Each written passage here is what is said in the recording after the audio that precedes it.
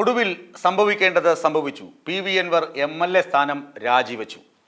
വളരെ നല്ല കാര്യമാണ് പി വി അൻവറിന്. പക്ഷേ പി വി അൻവർ കേരളത്തിൽ അപ്രസക്തനാകാൻ പോകുന്നു എന്നതിൻ്റെ തെളിവാണിത്. പി വി അൻവറിൻ്റെ ലഭിച്ച ഉപദേശം എന്താണെന്ന് അറിയാമോ? തൃണമൂൽ കോൺഗ്രസിൽ അദ്ദേഹം ഔദ്യോഗികമായി ചേർന്നിട്ടില്ല. ഔദ്യോഗികമായി ചേർന്നിട്ടില്ലെങ്കിലും കഴിഞ്ഞ ദിവസം സോഷ്യൽ മീഡിയയിലൂടെ തന്നെ ഇടത് ക്യാമ്പുകളിൽ നിന്ന് ഒരുപാട് വാർത്തകളും അതുപോലെ തന്നെ ക്യാപ്സൂളുകളും പുറത്തു വന്നു. പി വി അൻവറിനെ AN ഷംസീർ സ്പീക്കറായിരിക്കുന്നിടത്തോളം കാലം പി വി അൻവറിനെ നിയമസഭയ്ക്കുള്ളിൽ കയറ്റില്ല. അയാൾ അവിടെ ഔദ്യോഗിക അംഗത്വം എടുത്തില്ലെങ്കിലും TMCയുടെ തൃണമൂൽ കോൺഗ്രസിൻ്റെ ഔദ്യോഗിക എക്സ് പേജിൽ അവർ കുറിച്ചു, പി വി അൻവർ ഞങ്ങളുടെ ഭാഗമായി കഴിഞ്ഞുവെന്ന് ഔദ്യോഗികമായി പ്രഖ്യാപിച്ചു കഴിഞ്ഞു. അതുകൊണ്ട് തന്നെ അതൊരു ഔദ്യോഗിക സ്ഥിരീകരണമായതുകൊണ്ട് പി വി അൻവർ കൂറുമാറ്റ നിരോധന നിയമത്തിൻ്റെ കീഴിൽ വരും. ഒരു സ്വതന്ത്ര MLA മറ്റൊരു മുന്നണിയിലേക്ക് മാറുന്നതിൽ പ്രശ്നമില്ല. പക്ഷേ മുന്നണിയുടെ ഭാഗമായി നിന്ന് പ്രവർത്തിക്കുന്നതിൽ പ്രശ്നം വരില്ല. വേറൊരു രാഷ്ട്രീയ കക്ഷിയിൽ ചേർന്നാൽ അത് സ്വതന്ത്രൻ എന്ന പദവിക്ക് നിരക്കാത്തതാണ്. അതുകൊണ്ടാണ് ഈ കൂറുമാറ്റ നിരോധന നിയമം സ്വതന്ത്രന് ബാധകമാകുന്നത്.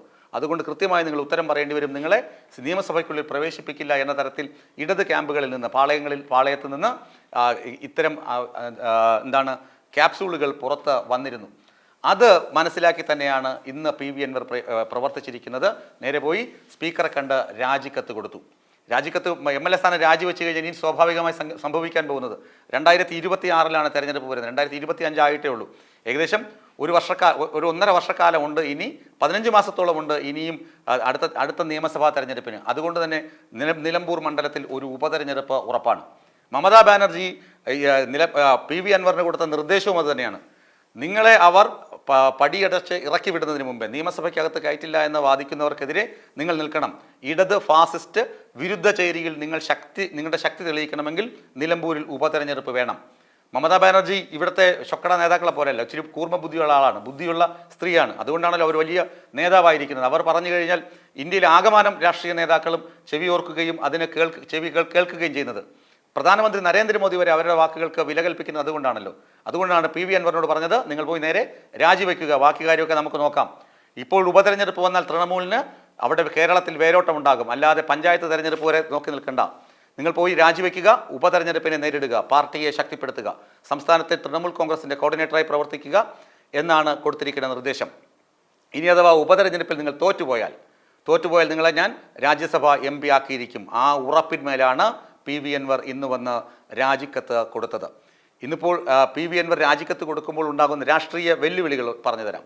ഒന്ന്, ഇടതുമുന്നണിയിലേക്ക് അദ്ദേഹം ഇനി പോവുകയില്ല. അതായത് കേരളത്തിൽ ഇടതുമുന്നണിയുടെ ഭാഗമായി തൃണമൂൽ വരില്ല. കാരണം തൃണമൂൽ കോൺഗ്രസിൻ്റെ മുഖ്യ എതിരാളി എന്ന് പറയുന്നത് ബംഗാളിൽ കമ്മ്യൂണിസ്റ്റ് പാർട്ടിയാണ്. CPM-നെ തകിടം മറിച്ചുകൊണ്ടാണ് TMC അവിടെ അധികാരത്തിൽ വരുന്നത്. നമുക്കറിയാം ആ സംഭവമൊക്കെ. അത് കഴിഞ്ഞിട്ട് BJP ആണ് രണ്ടാമത്തെ എതിരാളി. ഇപ്പോൾ ഇടതു ക്യാമ്പിലേക്കോ അതായത് CPM ഉള്ള ക്യാമ്പിലേക്കോ അതുപോലെ തന്നെ BJP പാളയത്തിലേക്കോ ഒരിക്കലും പി വി അൻവർ പോകില്ല. പി വി അൻവർ UDF-ന്റെ ഭാഗമാകും. അതങ്ങനെ TMC-യുടെ ഭാഗമായി നിന്ന് UDF-ന്റെ ഭാഗമാകും.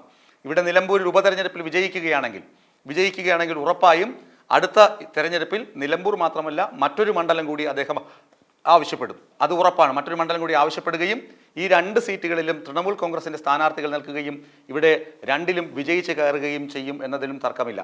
അല്ലെങ്കിൽ അറ്റ്ലീസ്റ്റ് ഒരാളെങ്കിലും വിജയിക്കും. അങ്ങനെ കേരള മന്ത്രിസഭയിൽ TMC-ക്ക് ഇടം ലഭിക്കും. ഇതൊക്കെയാണ് രാഷ്ട്രീയമായ ലക്ഷ്യങ്ങൾ, രാഷ്ട്രീയ നേട്ടങ്ങൾ ഇങ്ങനെ നോക്കിയിരിക്കുന്നത്. എനിക്ക് മന്ത്രിയാകാൻ പറ്റും, TMC-ക്ക് കേരളത്തിൽ അക്കൗണ്ട് തുറക്കാൻ പറ്റും, വേരോട്ടമുണ്ടാകും. ഇതൊക്കെയാണ് പ്രതീക്ഷകൾ. പക്ഷേ തൃണമൂൽ കോൺഗ്രസിൻ്റെ പശ്ചിമ ബംഗാൾ രാഷ്ട്രീയവും അതുപോലെ തന്നെ ദേശീയ രാഷ്ട്രീയ സമീപനങ്ങളും കേരളത്തിൽ എങ്ങനെ വർക്കൗട്ട് ആകുമെന്ന് ഇനി കാത്തിരുന്ന് വേണം കാണാൻ. പി വി അൻവർ ഏതായാലും രാജിവെച്ചു. പി വി അൻവറിൻ്റെ രാഷ്ട്രീയ ലക്ഷ്യമെന്ന് പറയുന്നത് നിലമ്പൂരിലെ ഉപതെരഞ്ഞെടുപ്പ് തന്നെയാണ്. ഉപതെരഞ്ഞെടുപ്പിൽ വിജയിക്കുക, അതിലൂടെ തൃണമൂൽ കോൺഗ്രസിനെ വളർത്തി എടുക്കുക കേരളത്തിൽ എന്നത് തന്നെയാണ് ലക്ഷ്യം. ആ ദൗത്യം ഏൽപ്പിച്ചിരിക്കുന്നത് ഇന്ത്യയുടെ തന്നെ മഹത്തായ നേതാക്കളിൽ ഒരാളായ മമതാ ബാനർജി.